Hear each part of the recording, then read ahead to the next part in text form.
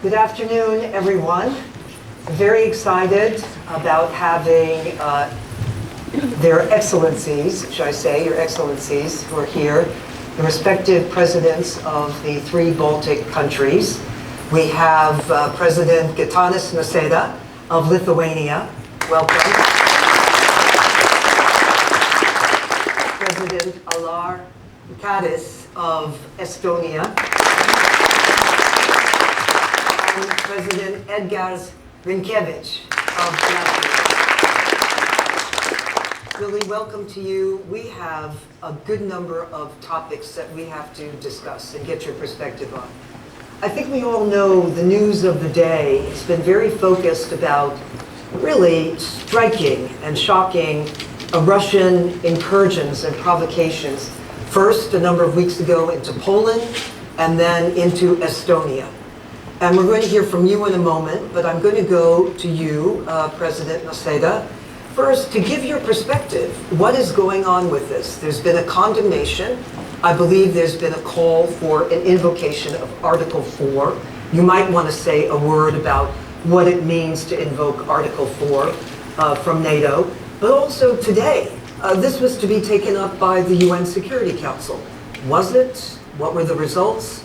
What is your perspective on this? Because one last point here that's important.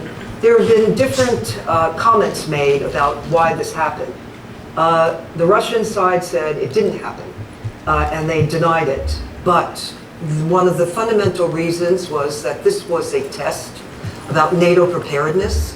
This was also an intelligence gathering mission, both in Poland and Estonia.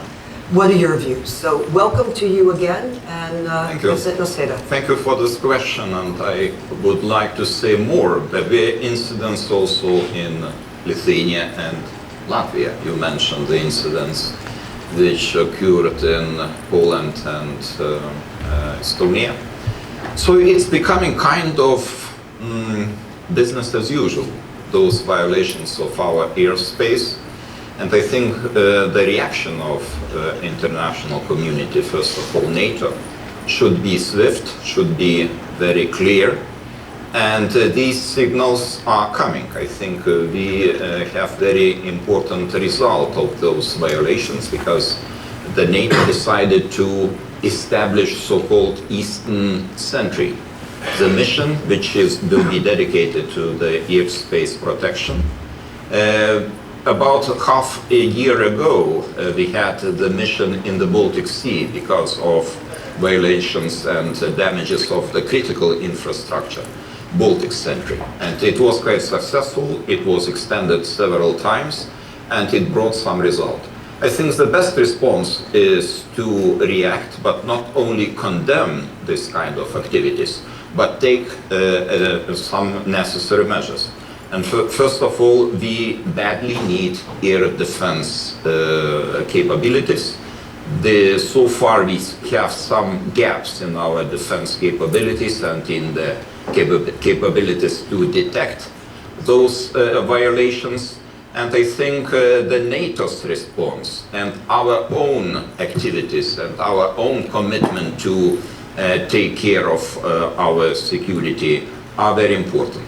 Lithuania did a lot in recent years, and we are devoted to spend even more on defense, from 5 to 6% of our GDP from the time period 26 to 2030. And a very important element of our financial resources will go to the strengthening of our airspace. All right, thank you for that. President Karis, I mean, the recent incident and provocation, Estonia's view. First of all, it's not first time. And we have counted it since 2003. We joined NATO 2004. This has been 83 times, this violation of our borders. So it's something which we are already accustomed. But of course, I mean, the geopolitical situation has changed during these years, and we have to act. And actually, we did act. That means we have NATO fleet in Estonia, and we reacted on this, and we sent these fighters back to their own route. And of course, they don't use responders. That means we don't see and we don't hear them. So, and of course, Article 4. We opened this as well, and we'll see what the result is. But we, as you mentioned already by my colleague Nausėda, President Nausėda, that we should do something more, not only air policy, but we should focus on air defense in our region. So this is what's happening now. And then today, Security Council also discussed this in front of members, and yes, today, yes. So, but of course, Russia denied that these things didn't happen, that they crossed the border. Just to remind you that when it happened in Turkey, when Russian fighter was taken down, they also denied. So this is a usual response from Russian side. But what's important that we should do everything what these kind of things don't happen anymore. So it's not a question whether you take these fighters down or not, but we should deter Russians away from our borders. And what about Latvia, President Rinkēvičs? Well, I think that my colleagues already very eloquently outlined some of those points. But what was missing? But there is a couple points I just want to make. I think that, yes, definitely what happened with Russian incursion in Poland and also in Estonia, that is about test of NATO, both political and military test. There have been very different, let's say, ways to say whether we have passed or not. But look, we have Polish fighters, and not only Polish fighters, but also other allied fighters intercepting those drones. The lesson that we are now learning is that actually you don't use very expensive equipment to shoot down very cheap drones, so what is needed is an anti-drone system. And number two, in Estonian case, the air policing mission worked. However, what we see that we need air defense mission because some of the rules of engagement for air policing are much more liberal than those for air defense. Number two, when it comes to other tests, I think also Russia tries to divide allies. I think that they hope that actually both at NATO level but also here in the United Nations in New York, probably the kind of reaction that they expected would be a bit murky, but no, I think that what we have seen, all allies have been in real solidarity, be it the UN Security Council discussion or tomorrow we are going to have Article 4 on Estonian case, but we also had Article 4 when it comes to Poland. But also it's about our societies, because of course Russian propaganda tries to use this kind of testing, also trying to convince people that, look, NATO is weak, NATO is not going to defend you, you have to think twice. And finally, I do believe also that this was a bit kind of attempt to get resources that we devote to Ukraine back to our own defense. But we still believe that Ukraine is our first line of defense. By the way, may I just ask you to say a word to tell our audience what Article 4 is? Well, Article 4 means that if any country, NATO member state, feels that there is a very serious challenge to its security, sovereignty or territorial integrity, then that country in question can ask for consultations with all other NATO member states within the North Atlantic Council format. And that is the procedure that has not been used very often. I think that, I may be mistaken, but someone told me that in the last 20 years, was it 6 or 8 times, it shows that that's not the procedure where ambassadors keep coming and talking about everything. Well, it's very timely, please. May I add one thing? It's not only with fighters and drones, it's also critical infrastructure, which was mentioned already by my colleague, and we see shadow fleet going up and down in Baltic Sea. It's also forced migration, it's also cyber attacks. So it's a combination of different kind of testing. NATO and members of NATO alliance. Well, your country, I believe, well, maybe several decades ago, you were cyber attacked by the Russians, and you really, however, you moved and you really have fortified yourself. in terms of your own position on cyber and cyber defense. Yes, I mean, it happened in 27. So, and we realized it's an important issue. Yes. And we started to develop our defense on that topic as well. So, and we are also convinced others. It's also a mean of attacking countries. It's not only kinetic attacking. So. Yeah, Well, please. President Karis mentioned very important fact that those violations of our airspace are not only one possibility to try to destabilize the situation in our country and in countries, and illegal migration is happening all the time. And this is not necessarily only Russia Federation which organizes this kind of activities. We have one neighbor we call it Belarus, and this neighbor is very close ally, or I would say proxy of Russian Federation. And this is pretty clear that, especially in the beginning, 2021, as illegal migration started, it was really organized hybrid activities of Belarusian authorities in order to destroy the confidence in our societies and to bring this uncertainty into our societies and to show that external border of European Union, because we are talking not only about our national borders, those borders are external border of European Union, and it was the attempt to show that those are not defended and European Union cannot defend itself. Let's discuss Ukraine. You're on the front lines, and clearly the conversation about these incursions by the Russians also has obviously connectivity here. Recently, as you know, there was the meeting with President Trump at the White House of a number of European leaders, and also President Zelensky of Ukraine. And there was a very strong appeal for the issue of security guarantees. Let's discuss that. What would you like to see now as a next step here, and what constitutes security guarantees from the standpoint of your individual countries? May I go to you, President Karis, first on this? First of all, I mean, the best security guarantee for Ukraine is NATO membership.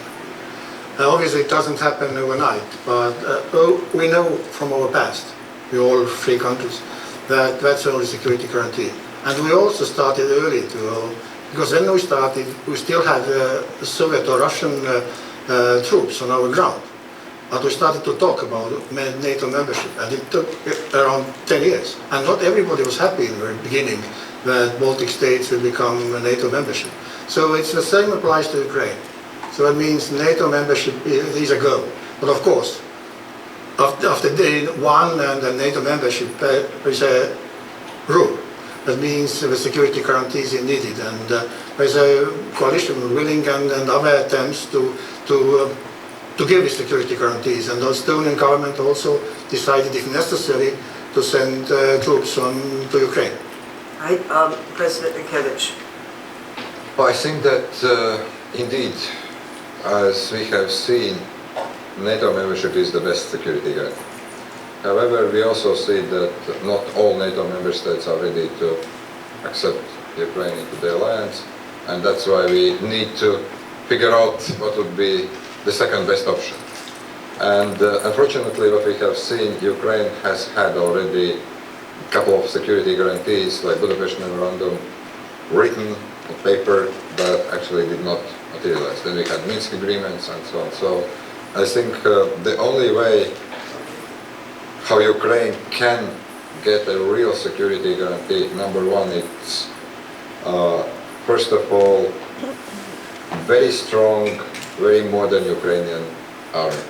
I think that's the best security guarantee that Ukraine can get with our help and assistance, sending weapons, sending necessary equipment, and also, frankly, both learning from Ukraine, but also where it is possible, training Ukrainian forces.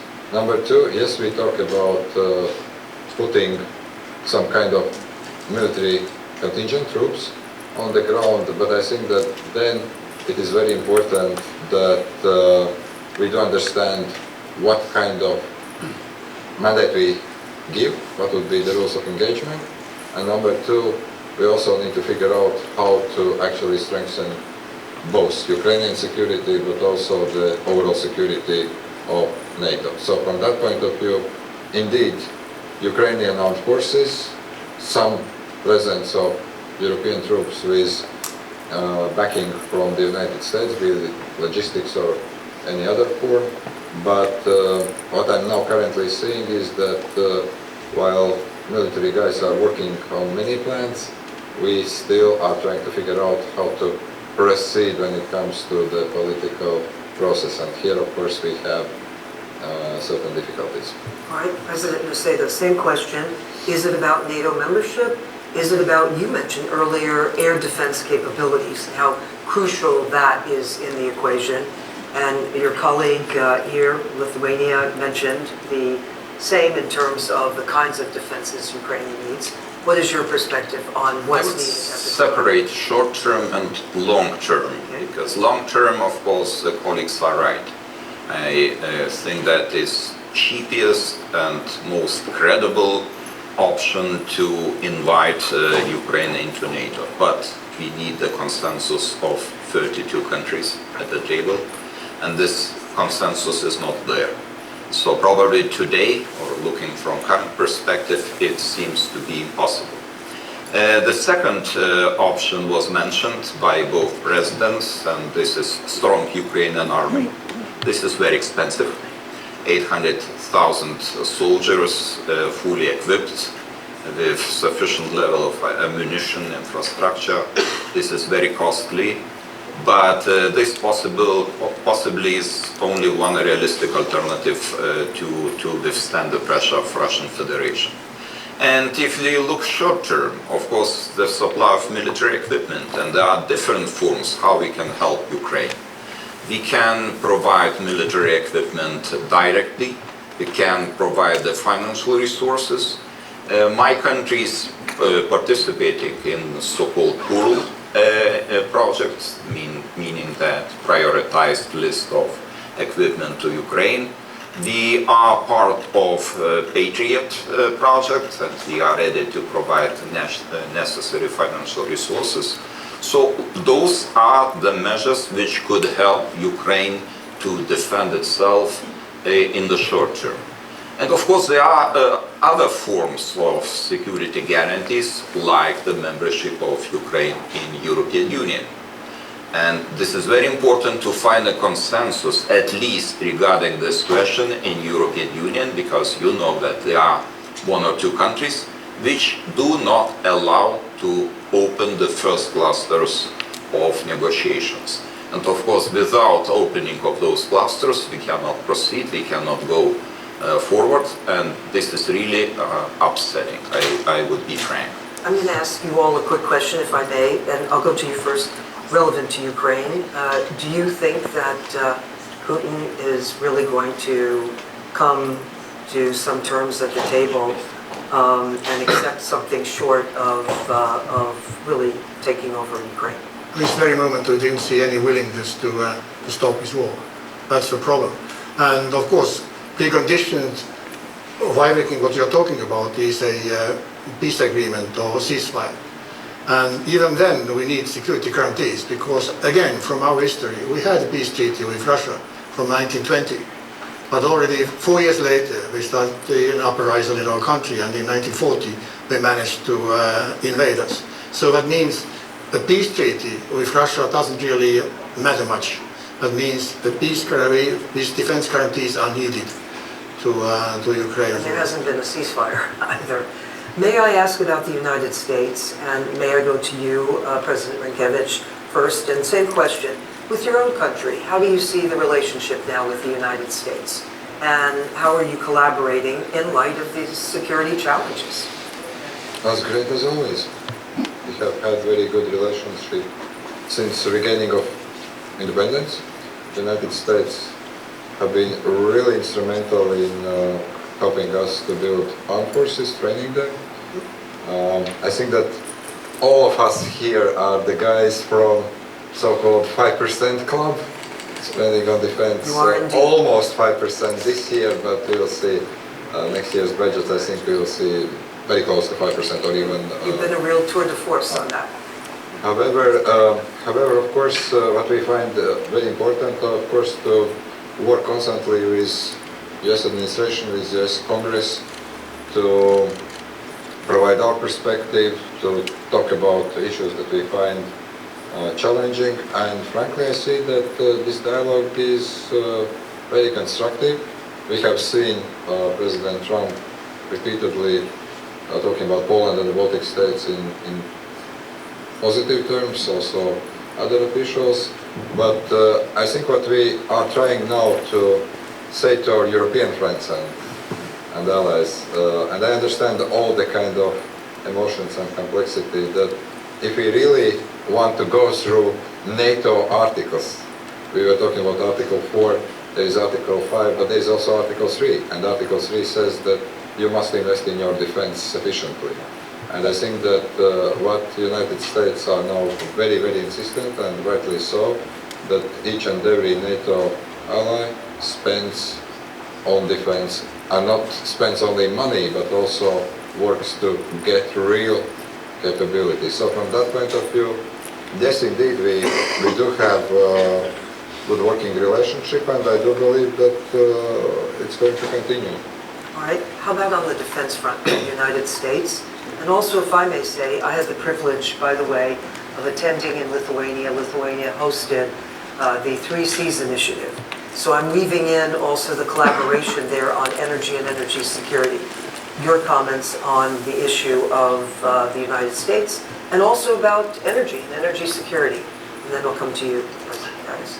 You see probably the most enthusiastic countries and countries which support the transatlantic bond in European Union, because we understand how important it is to keep the focus of United States on the region, on the Europe as a whole. And this is very important to cooperate, and there are different forms of cooperation. We are really thankful for President Donald Trump, who initiated the establishment and deployment of American battalion back in 2018. And we have this battalion still until now on the permanent permanent basis. And we are highly interested to keep this cooperation. We are ready to invest the financial resources into our infrastructure, accommodation, training, ranges, etc. There are also the cooperation in the energy. Lithuania has established LNG terminal back in 2014. It was the first in the region and the second in Europe. And we buy about 70% of LNG from United States, because it's important for us to cut off all the relations with Russia. Now everyone is talking about the dependence of Europe on Russian energy resources. We did it in 2022, 2 months after the war in Ukraine broke out. And we were able to cut off the import of crude oil, natural gas, electricity. If Lithuania, as a country which was highly dependent on the import of energy resources from Russia, was able to do it 2 months after the war broke out, why other European countries still lack the commitment to follow our example? So we only have a minute left, and so President Karis, would you like to still answer that question and give really a very quick, your vision and what you want to impart to this audience here? First of all, I mean, 5%, it's not just a nice number. It comes from NATO defense plans. So this is what we try to follow. And second is that it's not that we need US. US needs also Europe. So we have to work together. That's important in economy-wise and in defense-wise and so forth. So collaboration is, I think, is the key. I mean, if we not only fight against Russians in Ukraine, but in long terms as well. 30 seconds, though, even less than that, because at the time, what would you like this audience to know? Just very briefly, President Karis, is there something you've just said, is that it, what you just said, which was important? So 5 seconds left, so I just remember one joke. You started to talk about club of 5%ers. I remember that in 2020, President Trump invited us, 2019, invited us in London, the countries who belong to the club of 2% of GDP, for the lunch. At that time, I said, probably it was most expensive lunch in my life because it costed 2% of GDP. Now it's even more expensive. Next time we invite all of us for lunch. There you go. Well, Your Excellencies, just thank you for coming today, and it's a lot of ground to cover, but thank you for your very, very clear and persuasive perspective. Thank you. Thank you.